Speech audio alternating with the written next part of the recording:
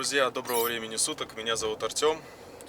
В середине лета я приехал сюда, на Северный Кавказ, в Республику Ингушетия, и сразу же поехал в горы, Джаравский район, на курорт Варамхи. И вот середина сентября еду опять в горы и опять на курорт Варамхи, и как бы дальше уже я уезжаю обратно в Краснодар. И сегодня будет много-много красоты в этом влоге. Будет, наверное, 2 выпуска. Вот, буду рассказывать вам, показывать, что я вижу, что я пробую. Поэтому подписывайтесь на мой канал, если хотите быть вместе со мной. Ставьте лайк этому видео и никуда не уходите. Будет интересно. Погнали!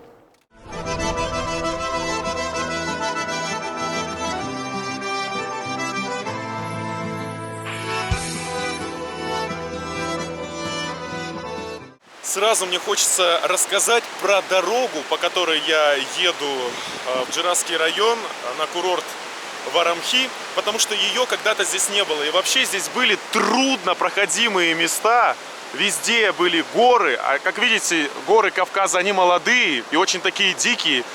И, наверное, единственный способ, как можно было здесь ходить, это вдоль вот реки Аса. Но это мало делало здесь среди жителей, потому что заезд в Джаравский район был со стороны Северной Осетии. А как вы знаете, между ингушами и осетинами есть много недопонимания, о которых я вам рассказывал. Поэтому первый президент Республики Ингушетия принял решение в 90-х годах пробить здесь свою дорогу совместно с грузинами. И ему это удалось. Это был очень тяжкий, сложный труд. Но, как видите, теперь можно со стороны Ингушетии заехать и посмотреть колыбель всех ингушей в Джаравский район. Вся история ингушей началась именно с этого места. Посмотрите, какое оно здесь красивое, правда? Аж голова закружилась.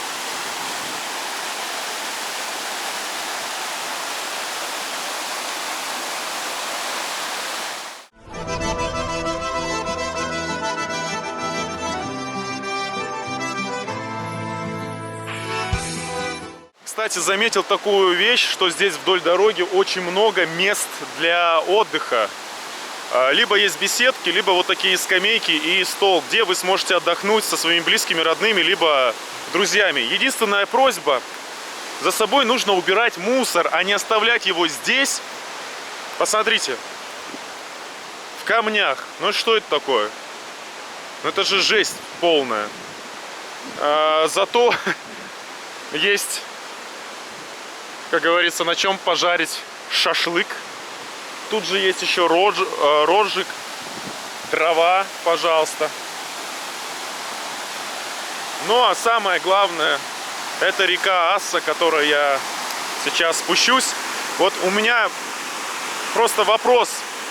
Вы представляете, сколько сил и сколько денег нужно было для того, чтобы пробить эту дорогу? И еще некоторые говорят, что ничего сложного нет, лишь бы деньги были. В Ингушетии нет воды. Вы представляете? Посмотрите, сколько ее здесь. Мегатонн этой воды. Чистейшей, талой, горной воды, которую мы покупаем с вами в бутылках. Посмотрите, как ее много. Почему нельзя сделать, не знаю, водопровод и провести его по всем городам, селам, поселкам и станицам Республики Ингушетия? Вот это большой вопрос.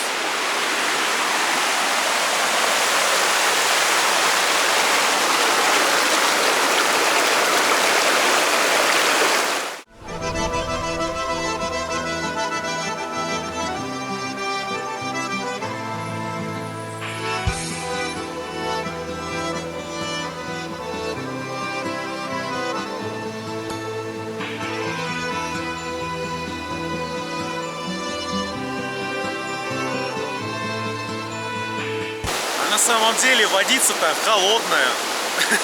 Да, вода горная. Несмотря на то, что градусов 25 сейчас на улице, все равно холодная. Она и летом холодная. Очень редко прогревается. А вы прямо сейчас никуда не уходите, поставьте лайк этому видео, оставайтесь со мной, дальше больше.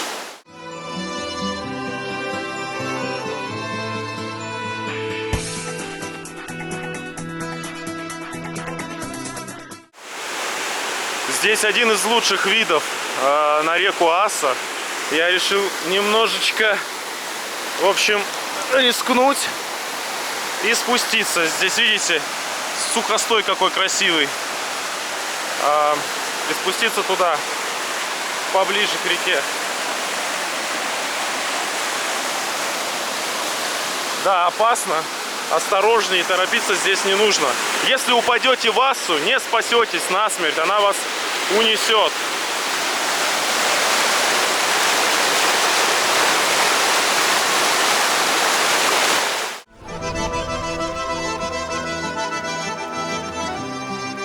Друзья, здесь по дороге в Джирах есть родник чистой воды, из которого можно попить горной минеральной воды и набрать эту воду с собой. Очень вкусная. Да, красивые виды. Вот мы едем обратно. Знаете почему? Потому что нас остановили на пограничном контроле. Именно со стороны Ингушетии находятся пограничники. Тут граница между Россией, да, и Грузией. Буферная зона в 20 километров. Именно в этой буферной зоне находятся все основные достопримечательности, а также тот курорт Арамхи, куда я с другом направился. В общем, у нас взяли паспорта, увидели печать, что мы оба военно обязаны. Мало того, я прописан в Алтайском крае, в городе Барнауле. Мне сказали, что нужно вернуться на Алтай. Я уже живу почти 6 лет в Краснодарском крае, мне говорят вернуться, потому что мобилизация. Я не знаю, насколько это законно вообще, чтобы внутри страны запрещать перемещаться. Мало того, в Грузию невозможно выехать вот именно с этой зоны, как бы буферной, да, и пограничной, с ингушской стороны. Там ведь горы. Да я никуда не собираюсь выезжать, у меня нет заграничного паспорта, а они же ФСБшники, все знают. Вот, он у меня закончился. Ну, в общем, вот так вот немножко пообщались, нас развернули, и мы едем домой. Хотя, может быть, не домой, мы еще попробуем с Осетии заехать, просто узнать, пропустит или нет. В общем, у нас маленькие приключения, все равно делать нечего. Обидно, что, во-первых, там забронированы и оплачены номера на 2 дня. Мы вон там купили еды, понимаете, очень много. А еще обиднее, что едут гости из Краснодара сюда, и ребята тоже молодые, и скорее всего у них такая же печать в паспорте военно обязанный. Мне никаких повесток еще не приходило. Вот. И знаете, по их действиям такое ощущение, что объявили военное положение. Ну, честно. Уже запрещают перемещаться внутри страны.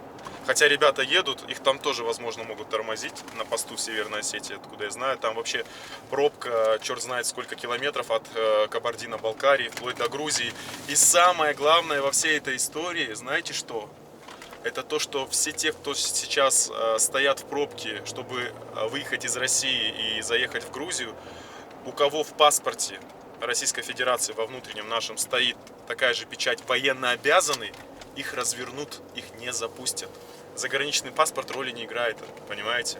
Я тоже хотел сумничать, я говорю, а у меня только загранпаспорт, то что по нему должны выпускать и запускать. А они скажут, у нас частичная мобильная, говорю, частичная мобилизация.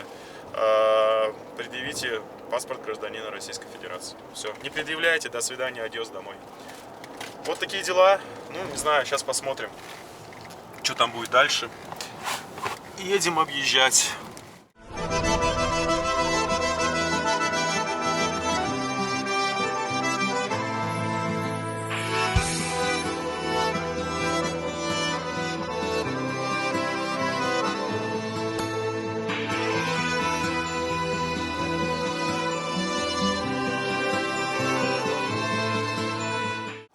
Ну что, я решил с другом заехать со стороны Владикавказа.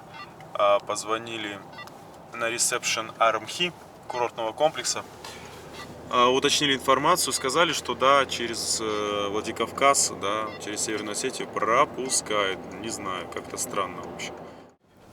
Проезжаю сейчас мимо села Балта. Тут вот с двух сторон можете смотреть домики. Здесь, правда, очень-очень красивая земля, потому что открывается вид на горы. Ну, а вообще, если говорить про историю, я очень часто о ней говорю, эта земля до депортации ингушей 1944 года принадлежала именно ингушам. А когда их депортировали, передали в состав Северной Осетии. Вот до сих пор эту землю не возвращают по закону реабилитации репрессированных народов ингушам. Из-за этого большие проблемы, скандалы, драки, конфликты. Ох, ладно, о красоте. Посмотрите, какое ущелье классное. Я за мир, чтобы все-таки любые проблемы решались исключительно дипломатичным путем. Нужно позвать историков с двух сторон, да, и как бы принять уже решение. Вот это бомбезная красотища, посмотрите, как низко-низко плывут облака, виднеются горы, закат. А мы все так и не доехали до места. Весь день потратили, получается, на дорогу. Вот еще неизвестно, пропустит или нет.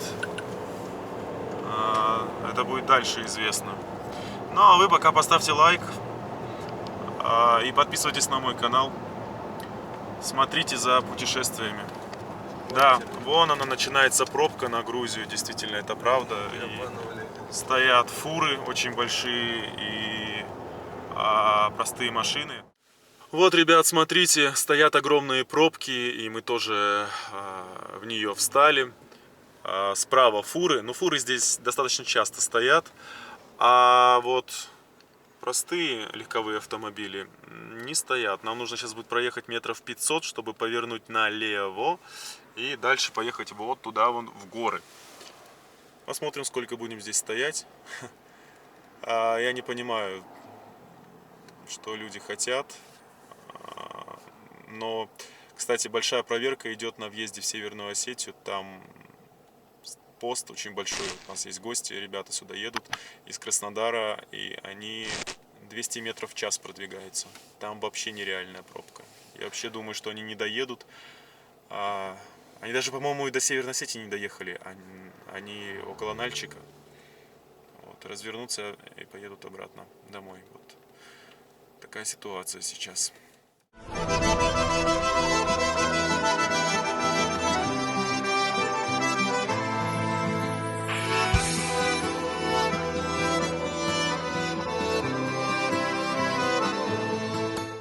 Мне с другом удалось все-таки объехать все эти пробки и доехать до пограничного поста со стороны Северной Осетии, но здесь меня также ожидал сюрприз, потому что когда посмотрели мой паспорт, там увидели штампик военнообязанный и не пропустили в пограничную зону, где находятся все основные достопримечательности Ингушетии. Сказали, что мне нужно вернуться по месту регистрации домой в Алтайский край, город Барнаул. Но на самом деле это было прямое нарушение законодательства Российской Федерации, так как Министерство обороны России заявило о том, что в условиях проведения частичной мобилизации ограничений на передвижение граждан не предусматривается. В итоге после долгих разговоров все-таки пустили. 30 лет Республики Ингушетия. А я хочу сказать, что мы все-таки попали на территорию. Спасибо большое пограничникам за понимание, потому что объяснили ситуацию, что никто никуда не собирается, ни за какую за границу. Мы едем в горы, мне нужно поснимать горы, башни.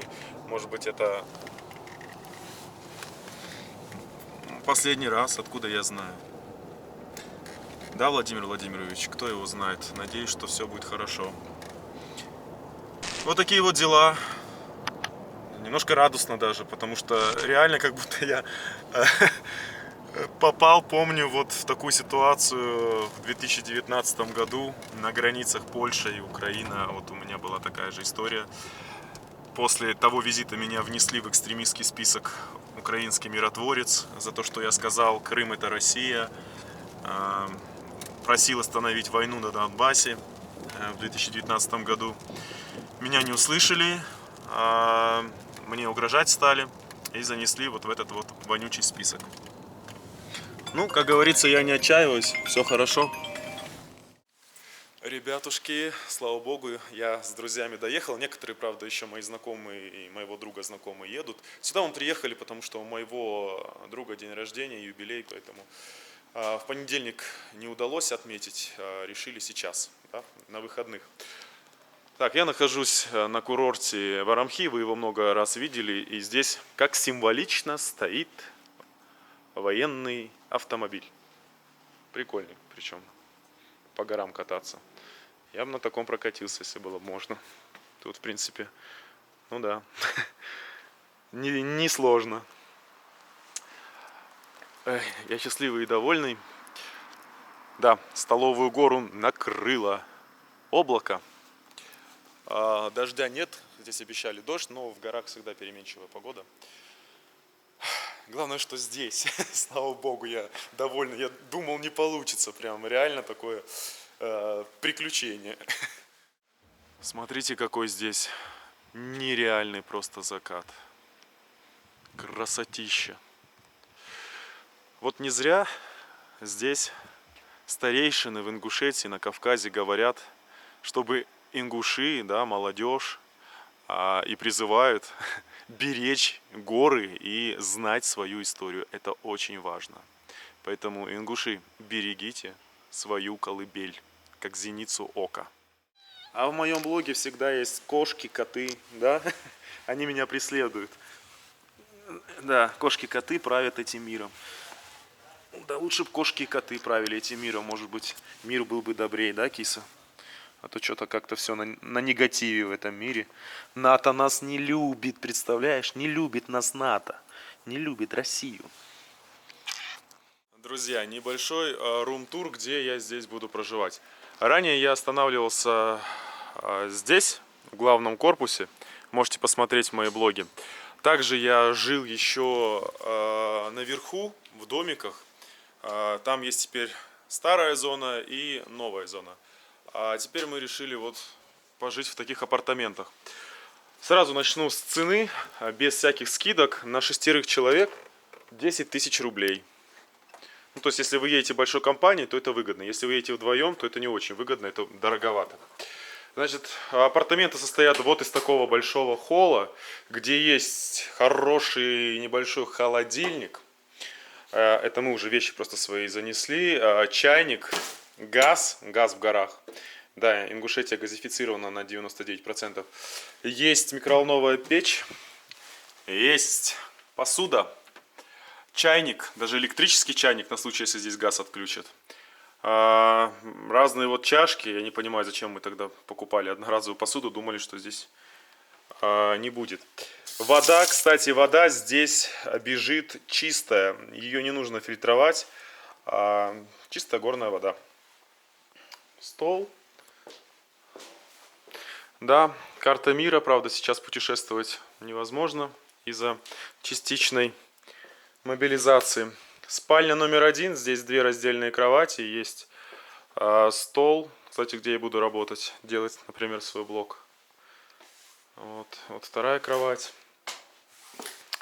Телевизор. Что у нас тут? Вторая спальня. Не могу найти выключатель. Вот. Большая двухспальная кровать. Шкаф, куда можно повесить свои личные вещи. Есть утюг. Классно.